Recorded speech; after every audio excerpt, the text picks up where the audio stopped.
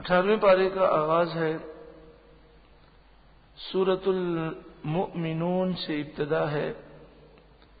سورہ مؤمنون مکی سورت ہے، ہجرت سے پہلے نزول ہوا۔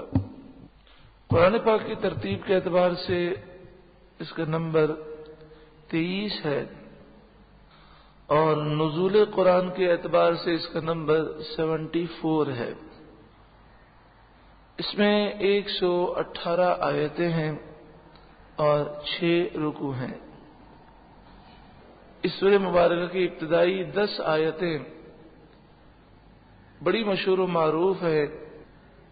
اس کی اہمیت کا اندازہ اس سے لگائیے کہ جب حضرت عائشہ صدیقہ رضی اللہ تعالی عنہا سے یہ پوچھا گیا کہ نبی اکرم صلی اللہ علیہ وآلہ وسلم کے اخلاق کیسے تھے، تو ام المومنین حضرت عائشہ صدیقہ رضی اللہ تعالی عنہا نے فرمایا، کیا تم نے قرآن نہیں پڑھا؟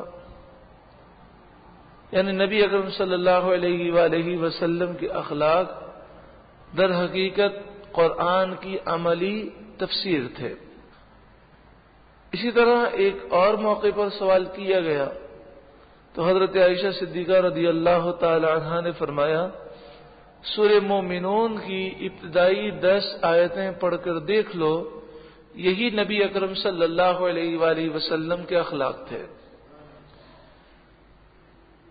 اس سے آپ اندازہ کر سکتے ہیں کہ سورہ مومنون کی ابتدائی 10 آیتیں کتنی اہمیت کی حامل ہیں۔ اللہ تعالی ہمیں بھی ان آیتوں کی روشنی میں حسن اخلاق نصیب فرمائے۔ بسم اللہ الرحمن الرحیم۔ اللہ کے نام سے شروع جو بہت ہی زیادہ مہربان نہایت رحم کرنے والا۔ قد افلح المؤمنون، بے شک وہ مومنین کامیاب ہو گئے، بے شک وہ مومنین کامیاب ہو گئے، الذین هم فی صلاتهم خاشعون، جو اپنی نمازوں میں خشوع رکھتے ہیں، گر گراتے ہیں۔ خشوع کے معنی یہ ہے کہ جب نماز پڑھی جائے تو جسم پر سکون ہو اور دل میں اللہ کا خوف ہو، اللہ کے خوف سے دل لرز رہا ہو، جسم کا رواں رواں کھڑا ہو چکا ہو، اور بندہ جس رب کے دربار میں موجود ہے اس کی حیبت اس بندے پر طاری ہو، یعنی اسے محسوس ہو کہ میں نماز پڑھ رہا ہوں اور کس رب کے دربار میں حاضر ہوں کہ جو رب العالمین ہے، خالق کائنات ہے۔ جس طرح حضرت امام حسن رضی اللہ تعالی عنہ کے بارے میں ہے کہ جب نماز پڑھنے کا وقت آتا اور آپ وضو کرتے تو آپ کا چہرہ مبارک وہ زرد ہو جاتا، کانپنے لگتے۔ کسی نے پوچھا کہ یہ نماز کے وقت آپ کو ایسا کیوں ہوتا ہے؟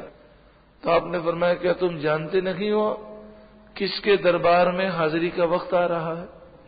یہ تصور ہوگا تو خشوع نصیب ہوگا۔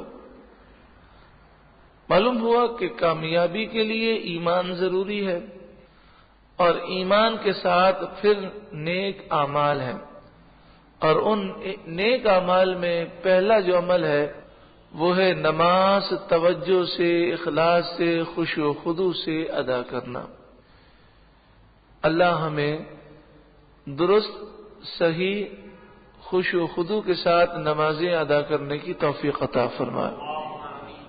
والذین هم عن اللغو معرضون، اور وہ لوگ کہ جو کسی بیہودہ بات کی طرف توجہ نہیں کرتے۔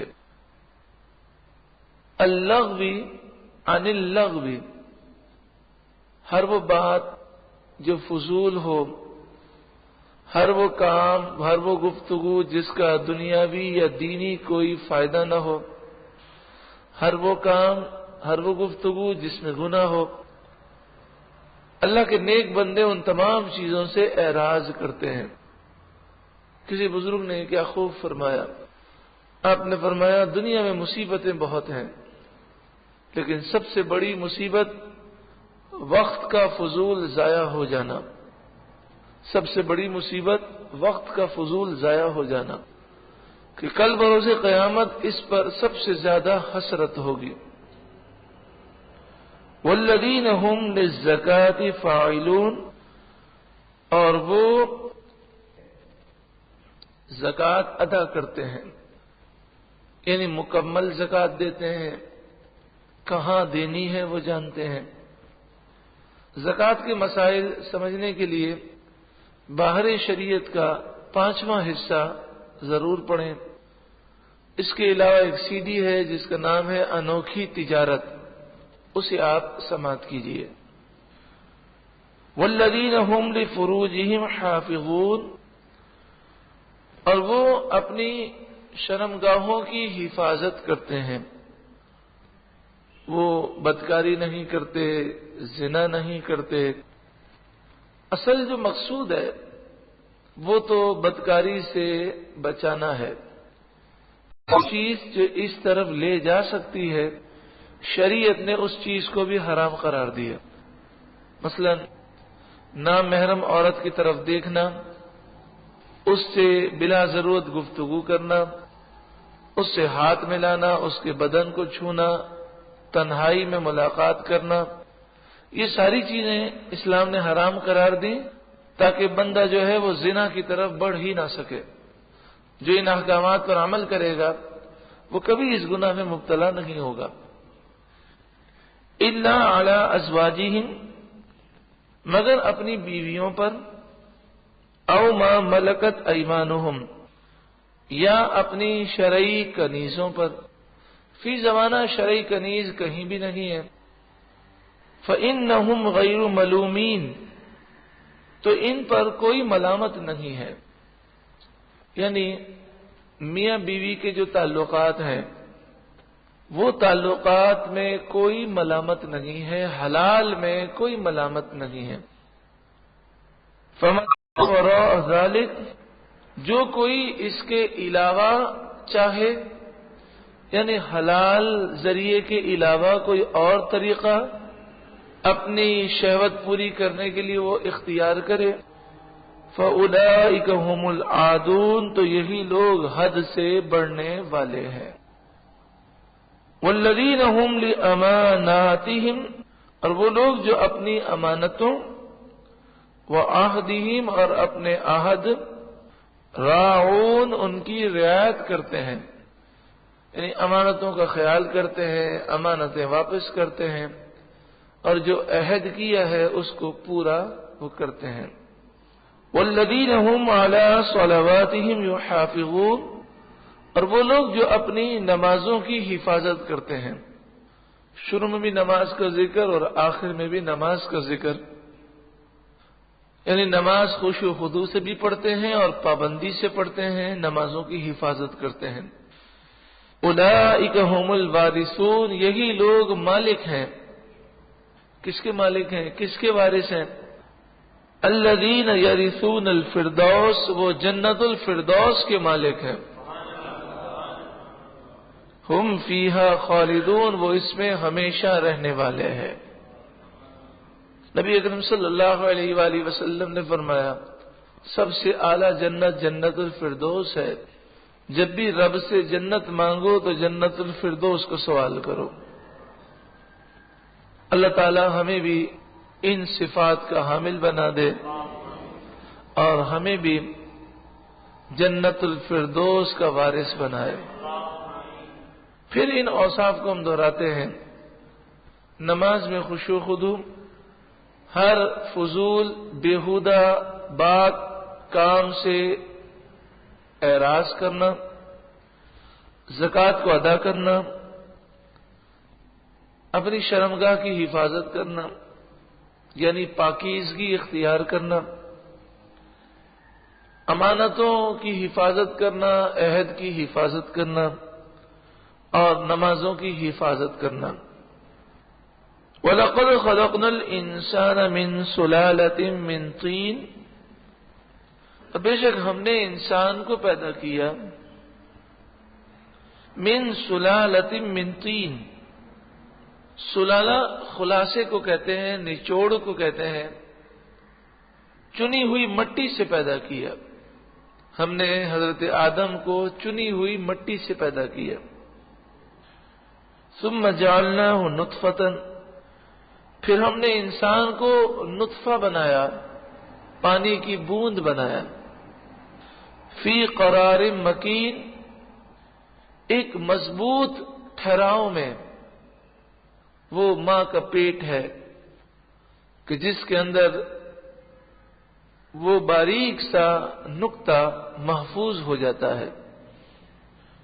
ثم خلقنا النطفۃ علقۃ، پھر ہم نے نطفے کو علاقہ بنایا،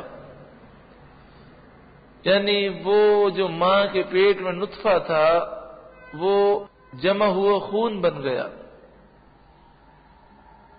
فخلقنا العلاقۃ مضغہ، پھر ہم نے علاقہ کو مضغہ بنایا، یعنی گوشت کا لوتھڑا بنایا۔ فخلقنا المضغۃ عظاما، پھر ہم نے مضغہ کو ہڈیاں بنا دیا۔ فکسونا العظام لحما، پھر ہم نے ہڈی پر گوشت پہنا دیا۔ پھر بچے کی شکل ماں کے پیٹ میں تبدیل ہوتی رہی۔ ثم انشأناہ خلقا آخر، پھر ہم نے اسے پیدا کیا دوسری صورت پر، شکلیں اس کی تبدیل ہوتی رہیں، رنگ چینج ہوتے رہے، اور پھر وقت پیدائش اس کا ایک روپ اللہ تعالی نے عطا فرمایا۔ فتبارک اللہ احسن الخالقین، بڑی برکت والا ہے اللہ جو سب سے بہترین پیدا فرمانے والا ہے۔ آپ نے دنیا کے اندر یہ چیز تو دیکھی ہوگی کہ کبھی بھی کوئی چیز بنائی جائے تو چند دنوں کے بعد اس پر تنقید شروع ہو جاتی ہے کہ اس طرح نہیں ہونا چاہیے، یوں ہونا چاہیے، اس میں یہ فالٹ ہے۔ لیکن ہزاروں سال گزر گئے، انسان اپنے اوپر غور کرے، اللہ تبارک و تعالی نے ہر چیز جو پیدا فرمائی اسے ایسا پیدا کیا کہ اس سے بہتر کا کوئی تصور ذہن میں آ ہی نہیں سکتا۔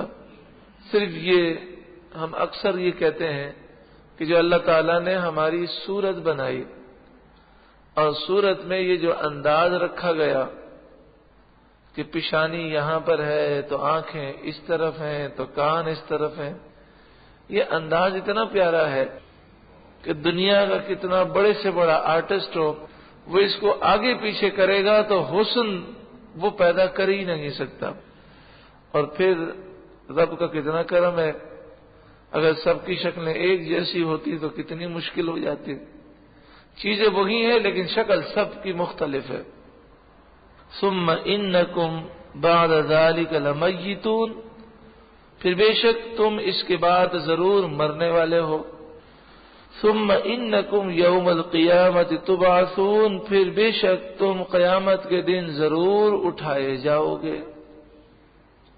وَلَقَدْ خَلَقْنَا فَوْقَكُمْ سَبْعَ طَرَائِقَ، اور بے شک ہم نے تمہارے اوپر 7 راستے بنائے، 7 آسمان بنائے۔ وَمَا كُنَّا عَنِ الْخَلْقِ غَافِلِينَ، اور ہم اپنی مخلوق سے غافل نہیں ہیں، ہر ایک کو اچھی طرح جانتے ہیں۔ وَأَنزَلْنَا مِنَ السَّمَاءِ مَاءً، اور ہم نے آسمان سے پانی نازل کیا، بِقَدَرٍ، ایک خاص مقدار پر۔ تیز بارشیں ہوتی ہیں، پھر اس کے بعد رک جاتی ہیں، پھر ایک دن کے بعد پھر بارشیں ہوتی ہیں، یا چند گھنٹوں کے بعد ایک موسم میں خاص مقدار پہ بارش ہوتی ہے۔ اگر یہ نظام نہ ہوتا اور پورے سال کی بارش ایک ہی گھنٹے میں دے دی جاتی تو سب لوگ ڈوب جاتے. فَأَسْكَنَّاهُ فِي الْأَرْضِ، پھر ہم نے اس پانی کو زمین کے اندر ٹھہرا دیا. زمین کے اندر تہیں موجود ہیں، خانے موجود ہیں. جو بارش ہوتی ہے زمین اپنے اندر جذب کر لیتی ہے اور ان پلیٹوں میں، ان خانوں میں پانی جمع رہتا ہے. جب ہم بورنگ کرتے ہیں، کنواں کھودتے ہیں، تو وہ جو پانی جمع ہوتا ہے وہ آہستہ آہستہ رس رس کر اس کنویں میں جمع ہوتا ہے. پھر اللہ تعالیٰ نے دریا بنائے، نہریں بنائے، چشمے پیدا کیے، سمندر موجود ہے، تو یہ سارا پانی وہاں جمع رہتا ہے. اگر دیکھا جائے تو پانی کا ایک سائیکل ہے، ایک راؤنڈ ہے. جو پانی آسمان سے برستا ہے وہ کہیں نہ کہیں کسی نہ کسی صورت میں موجود ہوتا ہے. پھر وہی پانی بخارات بن کر اوپر جاتا ہے، پھر دوبارہ وہ بارش کی صورت میں برس جاتا ہے. رب العالمین کی شان دیکھیں، فلٹر کا نظام کیسا ہے کہ جو پانی دنیا میں آیا ہزاروں قسم کی گندگیاں اسے لگ گئیں، پھر بخارات کی صورت میں اسے اٹھا لیا گیا اور پھر دوبارہ صاف اور ستھری بارش کو دوبارہ نازل کیا گیا. اب سمندر کے پانی کو دیکھیں، دنیا میں 7 سمندر ہیں اور زمین کے اکثر حصے پر سمندر ہے، یعنی خشکی کا حصہ کم ہے، اکثر حصہ جو ہے سمندر کا ہے. سمندر کا پانی وہ عام طور پر بہت زیادہ نمکین ہے، وہ جو کھارا ہے. پھر سمندر کے پانی کے اندر کتنی لوگ جو ہے گندگیاں ڈالتے ہیں. اب تو گٹر کا پانی، فیکٹریوں کا گندا مواد سب سمندر میں پھینک دیا جاتا ہے. وہ پانی بخارات کی صورت میں جاتا ہے اور پھر وہ بارش کی صورت میں جب برستا ہے تو اللہ تعالیٰ نے بارش کے پانی میں شفا رکھی ہے. کسی بزرگ نے فرمایا کہ 3 چیزیں اگر استعمال کی جائیں ایک ساتھ ملا کر تو اس میں بڑی شفا ہے. ایک تو ہے زیتون، دوسرا ہے شہد اور تیسرا ہے بارش کا پانی. یہ تینوں چیزوں کو جمع کر کے ایک ساتھ استعمال کیا جائے تو اس میں اللہ تعالیٰ نے کئی بیماریوں کی شفا رکھی ہے. لیکن بارش کا پانی جب جمع کیا جائے تو اس کا طریقہ یہ ہے کہ جو موسم کی پہلی بارش ہو تو پہلی بارش جب ابتدا میں برستی ہے تو اسے جمع نہ کیا جائے. آدھا گھنٹہ 1 گھنٹہ گزر جائے، اس کے بعد بارش کا پانی جمع کیا جائے. اس کی وجہ یہ ہے کہ جو فیکٹریاں اور جو گاڑیاں چل رہی ہیں اس کا جو دھواں ہے، جو پیٹرول کی صورت میں ہے، زہریلی گیسوں کی صورت میں ہے، وہ سب فضا میں جمع رہتا ہے. جب بارش ہوتی ہے تو وہ بارش کا پانی ان کے ساتھ مل کر زہریلا ہو جاتا ہے. لیکن جب آدھے گھنٹے کی 15 منٹ کی بارش ہو جاتی ہے تو وہ سارا زہر جو ہے وہ فضا سے اتر جاتا ہے اور فضا صاف ہو جاتی ہے.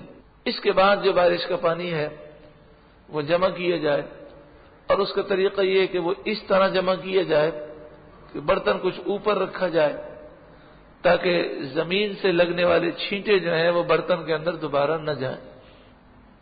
وَأَنزَلْنَا مِنَ السَّمَاءِ مَاءً بِقَدَرٍ، اور ہم نے آسمان سے پانی کو نازل کیا ایک مقررہ مقدار میں.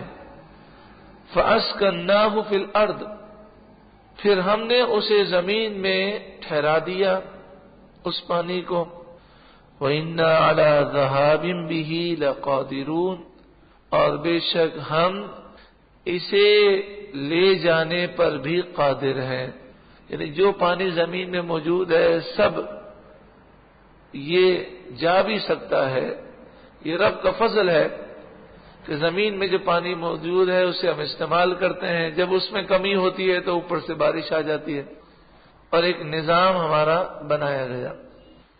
فَأَنشَأْنَا لَكُمْ بِهِ جَنَّاتٍ مِّن نَخِيلٍ وَأَعْنَابٍ، پھر ہم نے تمہارے لیے کھجور اور انگور کے باغات پیدا کیے۔ کھجور اور انگور کا ذکر علیحدہ سے عام طور پر کیا جاتا ہے، جیسا کہ آپ کو پہلے بھی عرض کیا تھا کہ کوئی بھی پھل ہے وقت گزرنے کے ساتھ ساتھ اس کی قیمت میں کمی آتی ہے، کیونکہ وہ سڑنے لگتا ہے۔ فی زمانہ تو محفوظ رکھنے کے ذخائر ہیں اور ایسے ادارے موجود ہیں جہاں پر پھلوں کو محفوظ رکھا جاتا ہے، لیکن آپ جانتے ہیں کہ پھل ہے اس کی جو بات ہے اور برف سے نکلے ہوئے پھل میں زمین آسمان کا فرق ہوتا ہے۔ لیکن کھجور اور انگور یہ دو پھل ایسے ہیں کہ یہ بغیر کسی برف خانے کے وہ تر و تازہ رہتے ہیں کافی عرصے تک، اور جب خشک ہو جاتے ہیں تو ان کی قیمت میں کمی نہیں آتی بلکہ قیمت میں اضافہ ہوتا ہے۔ لکم فیہا فواکہ کثیرہ، اس کے علاوہ بھی تمہارے لیے کئی پھل پیدا کیے۔ وَمِنْهَا تَأْكُلُونَ، اور تم ان میں سے کھاتے ہو۔ وَشَجَرَةٌ تَخْرُجُ مِنْ طُورِ سِینَاءَ، اور وہ درخت جو نکلتا ہے طور سینا سے، یعنی زیتون کا درخت۔ زیتون کے جو درخت ہیں وہ بڑی تعداد میں ملک شام میں ہیں اور اس علاقے کے آس پاس ہیں۔ زیتون کے درخت کی عمر بڑی لمبی ہوتی ہے، تقریباً 1000 سال سے لمبی عمر کا یہ درخت ہوتا ہے۔ زیتون میں اللہ تعالیٰ نے بڑی شفا رکھی ہے، اس کے تیل میں، اس کے پھل میں، ہر ایک میں شفا ہے۔ تنبت بالدہن، یہ زیتون، یہ درخت تیل لے کر اگتا ہے، یہ تیل لے کر اگتا ہے، یعنی اس کے پودے میں تیل بکثرت ہوتا ہے۔ وَصِبْغٍ لِلْآكِلِينَ، اور کھانے والوں کے لیے سالن۔